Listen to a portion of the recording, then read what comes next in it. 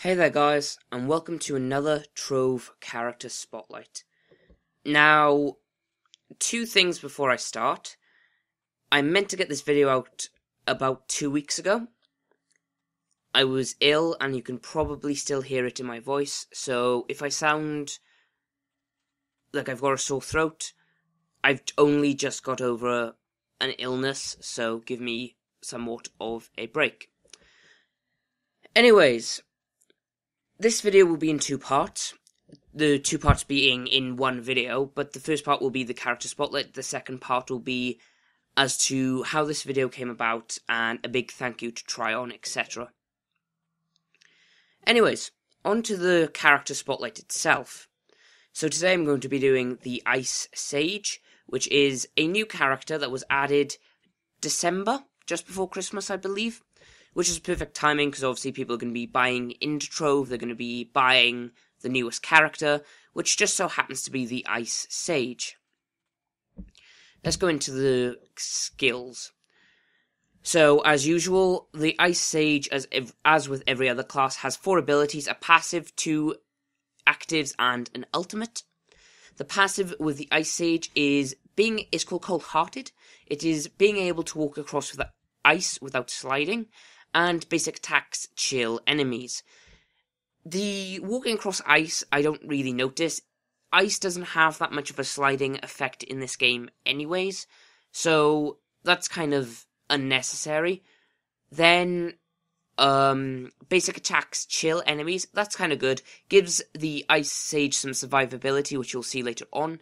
The chill effect slows down enemies, for those of you who don't know. So if you can hit an enemy and walk backwards at the same time, you can slow them down and they hardly ever hit you. The ability you have then as your mouse 2, you have this ability as default, so from level 0 or level 1, not particularly sure which level characters start with at Trove. Ice Crash, summon an icicle from the heavens to crush your foes.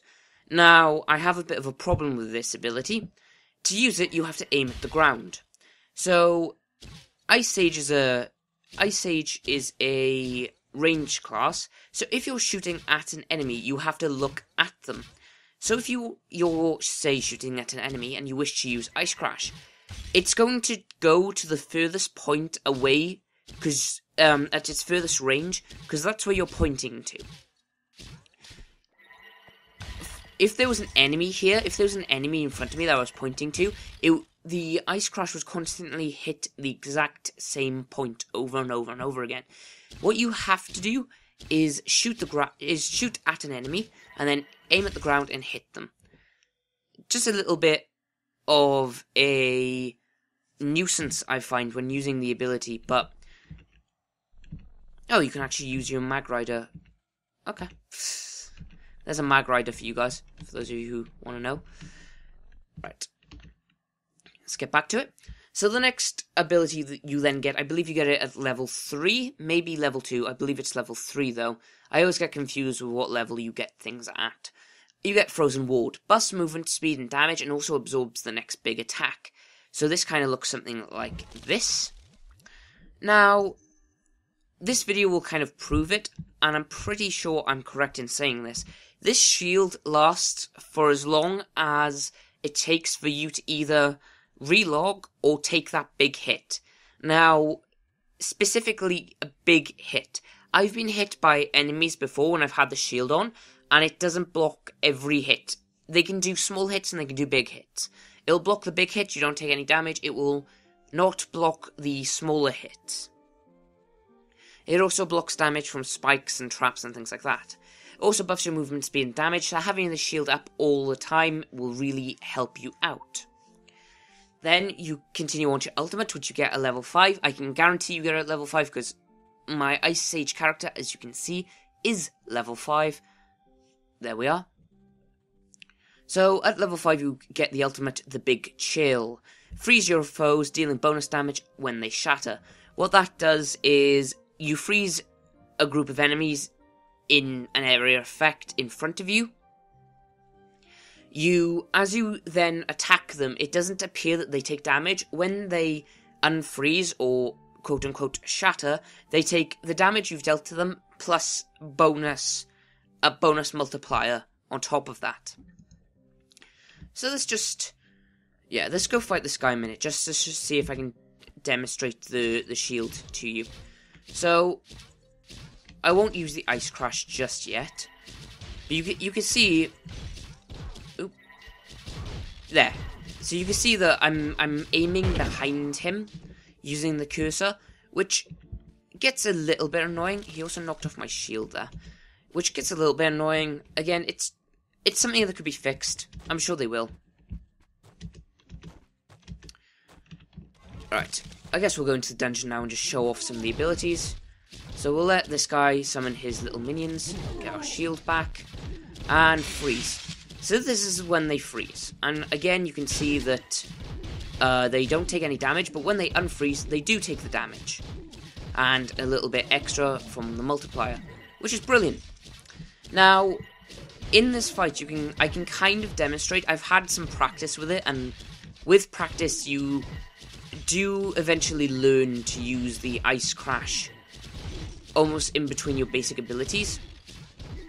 So you don't really find yourself shooting at the floor. You also learn the range of the ability, so you can keep an enemy at range and just spam your mouse to your Ice Crash ability as much as you want. I must have hit something then. I don't know if I hit those spikes then, or if my shield actually timed out. In my research of doing this, and by the way, for those of you who don't know, you can go see my research streams at twitch.tv/PhoenixCypher. Link is below. In my research, I found that this shield never goes down. Now, that could have been changed quite recently. There was a patch in between me recording, me getting the character and recording. So yeah. Anyways, I think it's kind of easy to see how the abilities work on the Ice Sage. One thing that I always bring up in my videos is what role does the Ice Sage fill? And well, it's what role does any character fill, really. You can see then the ice crash is hitting behind this guy, so you kind of need to aim at the ground beneath his feet. But once you have that shield, it works out. And just increase some damage there. Yeah, what role does the Ice Sage fill? So if we just go to the classes a minute. And, oh, they've actually brought out the newest character now as well. I should get around to doing this. This is something I need to talk about as well, and I will talk about in the second half of the video.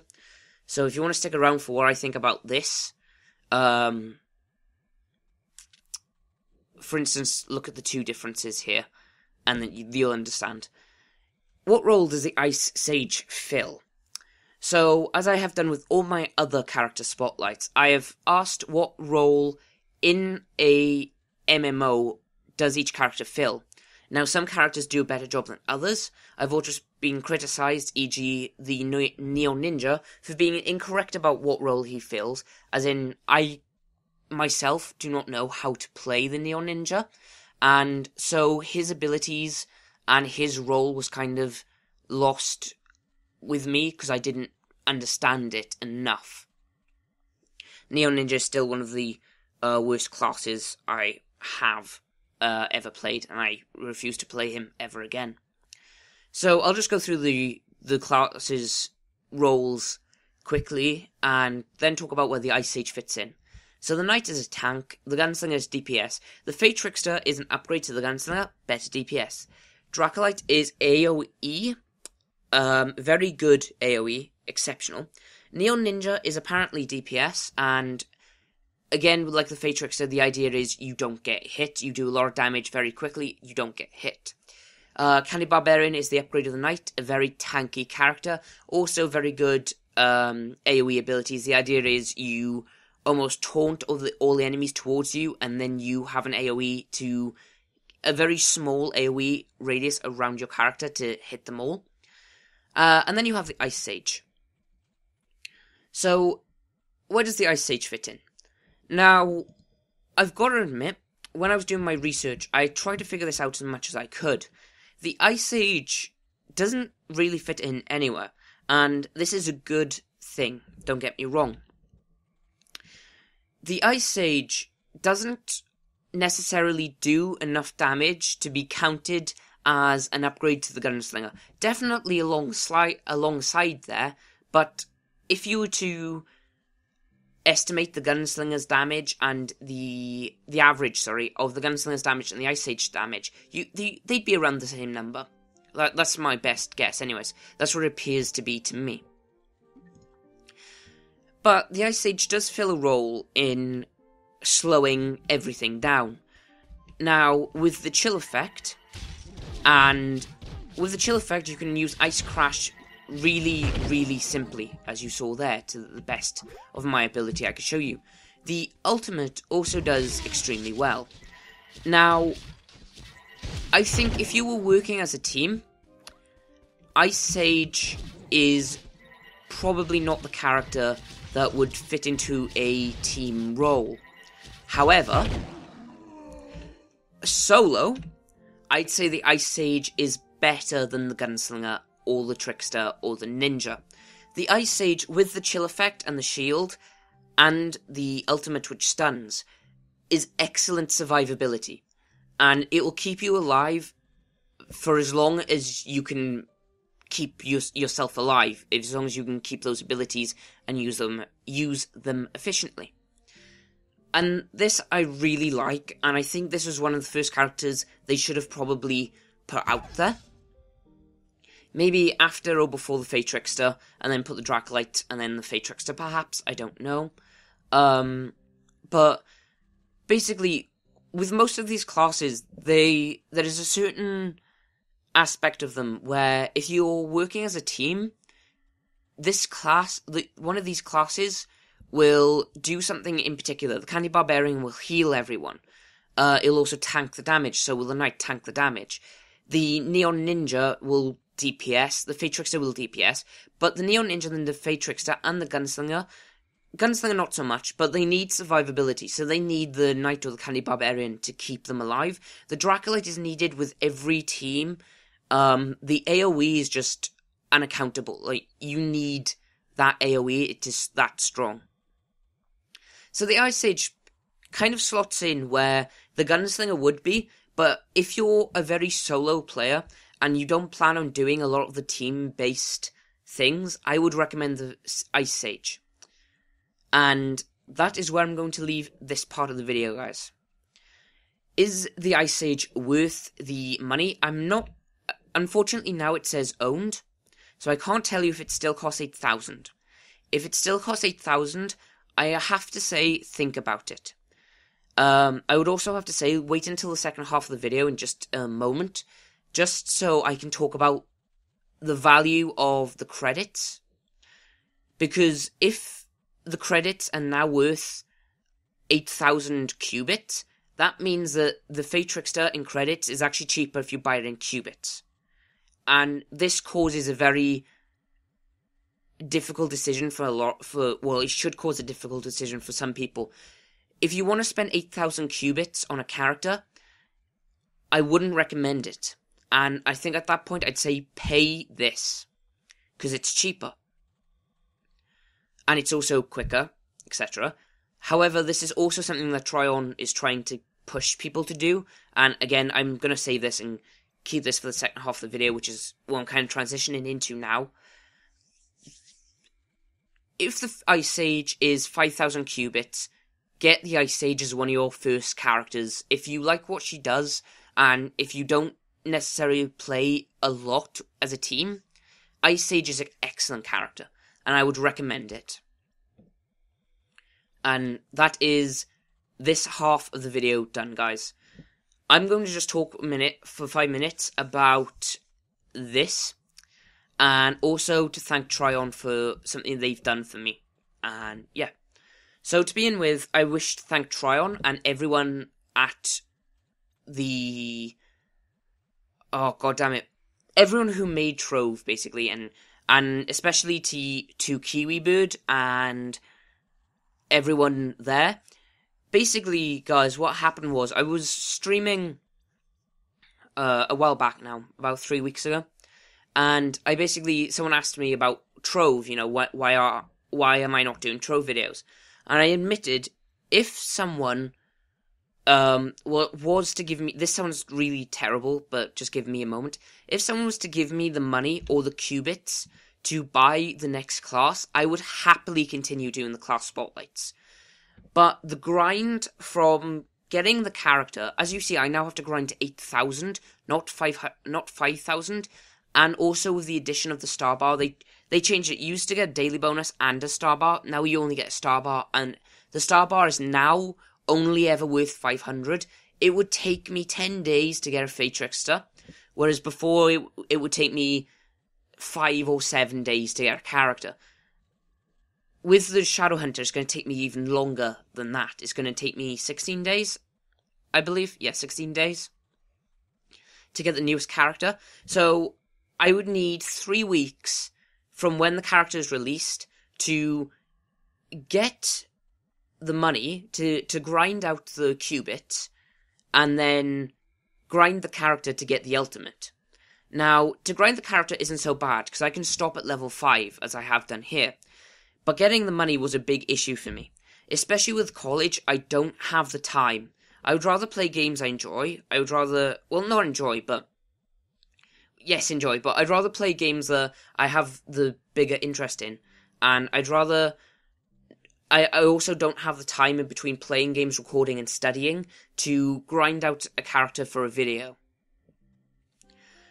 But someone in my stream said to me, why don't you ask Trendy, just email them, if they say no, they say no, if they say yes, awesome. So I did. And I have to admit, I wasn't expecting them to say yes, but Trendy replied to me back. First I sent them an email to the wrong email address, and they said, look, we forward this on to the appropriate email address, and then Kiwi Bird, one of the forum and also the Trion members, Trion staff members, got back to me and said, give us your account details and we'll give you the Ice Age.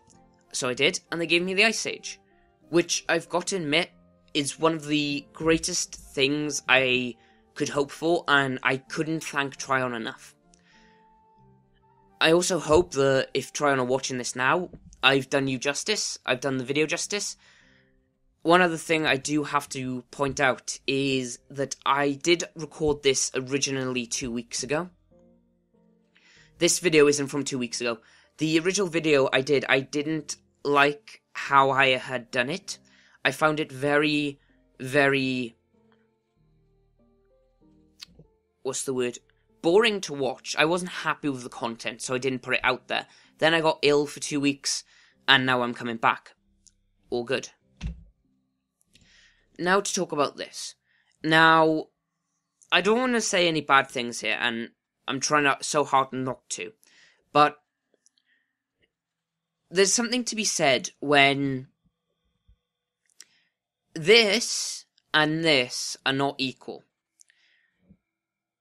If you did the math, so 5,000 qubits divided by 1,050, that means that one of these is approximately, I think it's about 5.5 qubits. So one credit is worth about 5.5 qubits. But then when you give this one the same price, at 8,000, you either increase the value of these or decrease them. And what that means is, these are either worth 5,000 or 8,000. So 1,050 is either worth 5,000 qubits or 8,000. Now if it's worth 8,000, these go down in price. If it's, they go up in price. If they're worth 5,000, wait, have I done the math right there? 5, yeah, that's about 8. So yeah, these would be about 8 qubits, these would be about 5 qubits. And that doesn't sound like much of a difference when you bring it down to that, but what you've got to think is, people have to grind out this, and it's a lot more difficult to get to this than it is to this. Now, I'm not going to call out any names here, but I do have to bring it up, the fact that it doesn't quite sit right to me that this hasn't increased.